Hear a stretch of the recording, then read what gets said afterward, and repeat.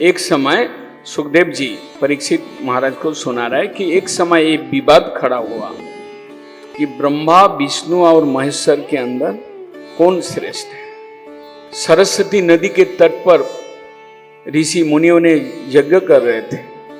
वहां पर एक विवाद, एक प्रश्न आया कि वास्तव में तीनों भगवान हैं, शिव जी, ब्रह्मा जी और नारायण विष्णु।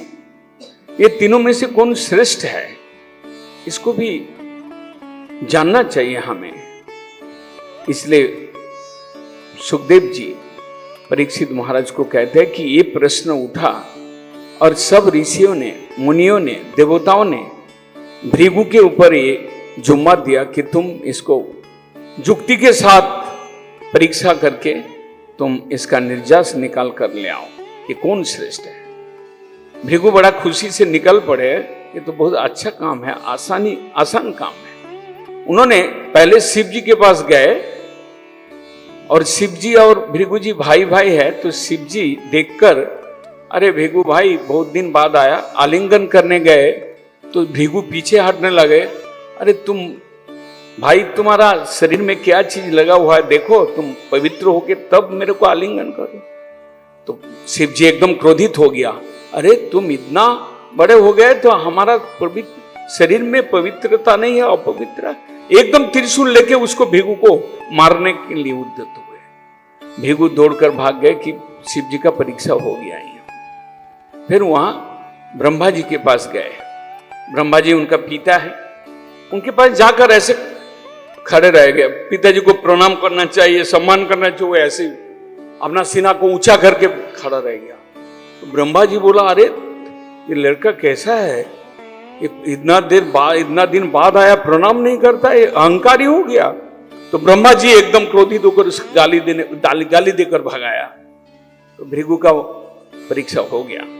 फिर वहां पर वैकुंठ में गए नारायण के पास। वहां पर जाकर एकदम नारायण जी लक्ष्मी पद सेवा कर रहे थे और शेष नाग के ऊपर लेटे हुए थे।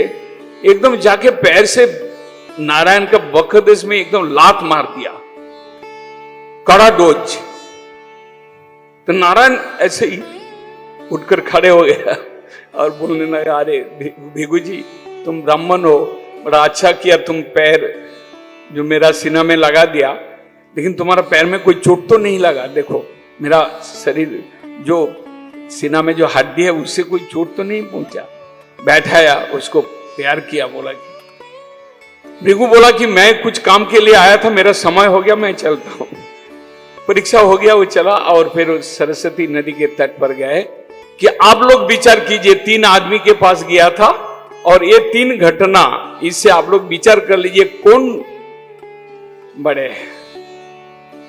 नारायण इतना बड़े पद के है और मैं एक ब्राह्मण होकर उनके पास जाकर मैं लाठी मार दिया उसके परीक्षा के लिए, और उन्होंने क्या व्यवहार किया। और ब्रह्मा जी, शिव जी मेरा घर से। तो वहां पर हो गया विचार कि सब नारायण भगवान विष्णु ये तीनों में से सर्वोत्तम है, निर्गुण है और भक्तों का प्रेमी है। इसलिए आज भी जो बुद्धिमान होता है तो भगवान कृष्ण का, भगवान विष्णु का, नारायण का उपासना करते हैं, और वो भी निष्काम उपासना करते हैं, और उससे फल, सर्वश्रेष्ठ फल, जीवन का चरम फल प्राप्ति होता है।